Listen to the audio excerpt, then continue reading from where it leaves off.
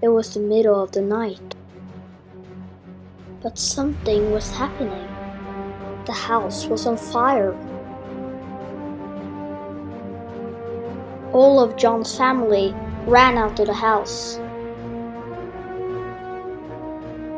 But John was still sleeping. He woke up and saw the fire, and he was very scared. John ran to the window and looked out.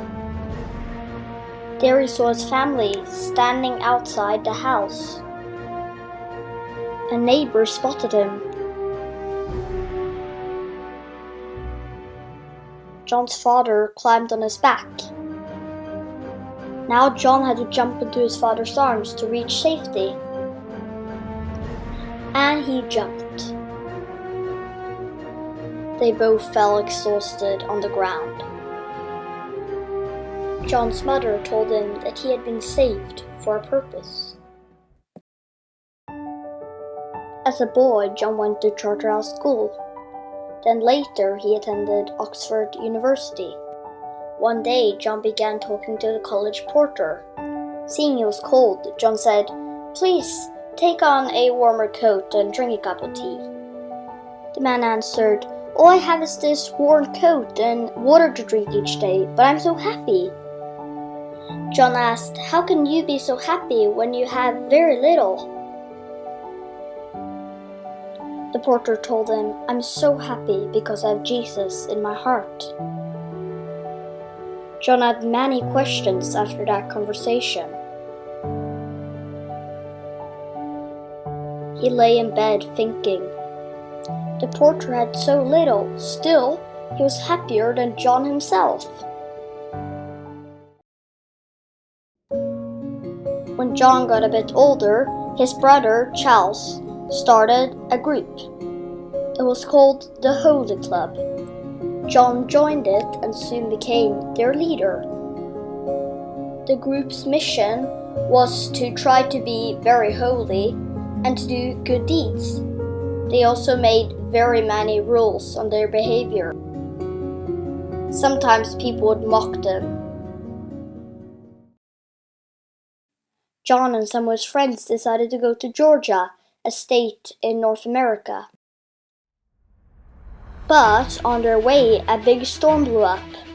John was terrified. Some Moravians were on the ship. They were just singing quietly. John was amazed at their courage. Fortunately, they all arrived safely in Georgia. James Oglethorpe was the governor of Georgia, and John was his vicar.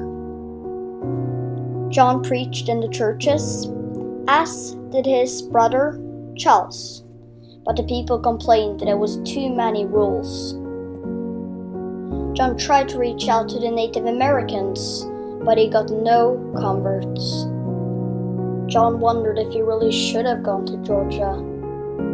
Charles was the secretary of James Oglethorpe, but things were getting difficult, so he left. Meanwhile, John had his own problems. There was a girl that he really liked. The girl's name was Sophia, or Sophie.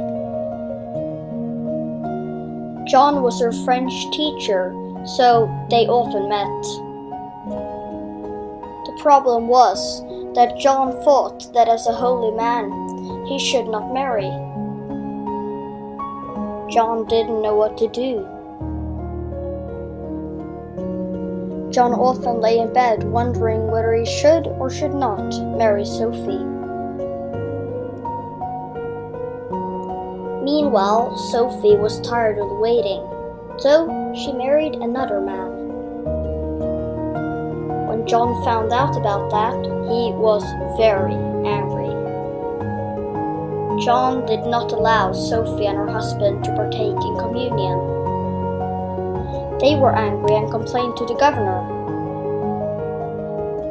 James Oglethorpe declared that a court case was to be held against John Wesley.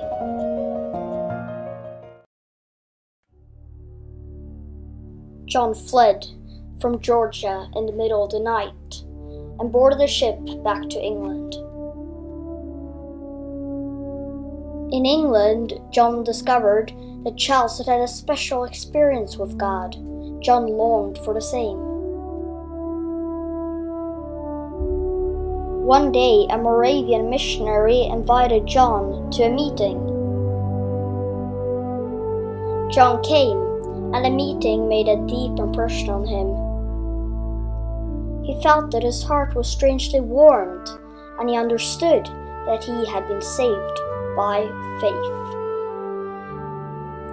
He ran to tell Charles. They both had got the same experience.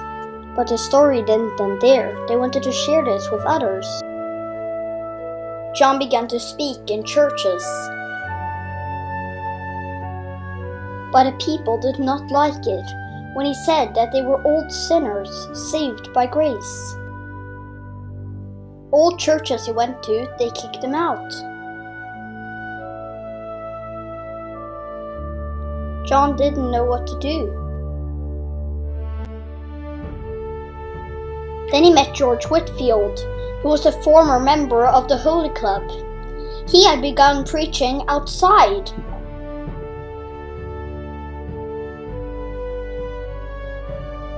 Many people had listened to George Whitefield, and he traveled many places.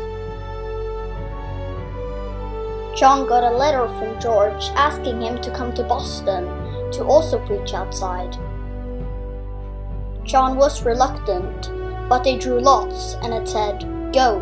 So, John immediately left for Boston.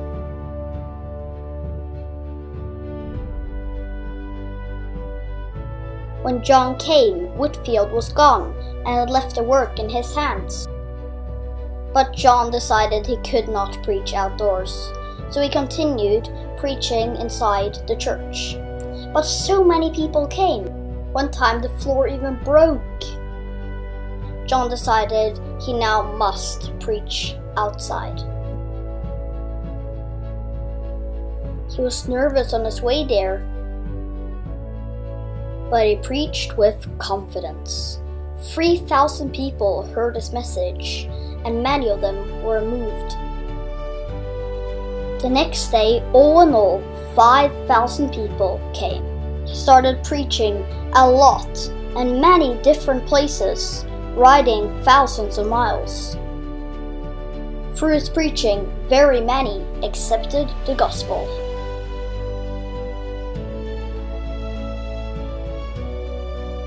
Things were not always easy though. Sometimes mobs would threaten him.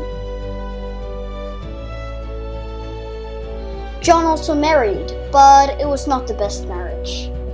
Despite the difficulties, John continued reaching souls for Christ. John traveled about 250,000 miles on horseback. John Wesley died peacefully in 1791 at the age of 87. But his message reached many people. His courage and perseverance still inspires people today.